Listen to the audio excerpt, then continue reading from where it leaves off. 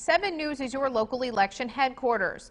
With the way it's trending, West Virginia will be giving President Trump a yes vote for a second term. But coming out of right field for the Mountain State, political advisors are baffled with the continued endorsement for Republican candidates that has only happened in the recent couple of decades. 7 News reporter Stephanie Gridley joins us live. And Stephanie, do experts think the gubernatorial race will turn red as well? Well, Catherine, our state has jumped from blue to red in just these past 20 years, with the color intensifying. So as people flood to the polls for maybe the biggest race of the 2000s, West Virginia's voice is changing keys fast. Ronald Reagan started out his career as a Democrat and then obviously switched to the Republican Party. And his quote was that he didn't leave the Democratic Party left him. And I think for many West Virginians, that feeling is very much the same. At the turn of the century, West Virginia, too, had turned blue to red. George Bush with 52% of the vote. In 2008, John McCain with 56%.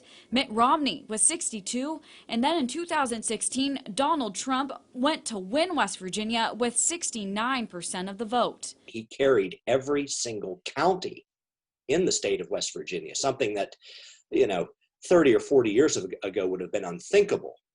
But why the sudden turn? Industrializing the Mountain State's mountains might be the biggest red ticket.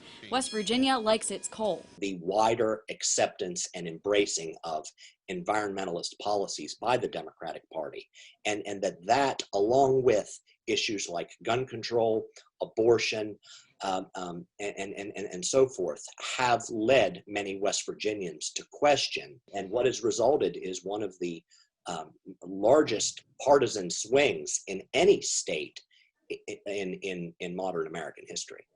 The state legislature is Republican controlled, but this red endorsement is so new that it's only now trickling down to local politicians. Since the Great Depression, there have only been 2 Republican governors in the Mountain State, Arch Moore and Cecil Underwood, with the exception of Governor Jim Justice, who was elected as a Democrat and then switched. Intuitively, I would expect Justice to win, but not by the margin that Trump is likely to win in West Virginia.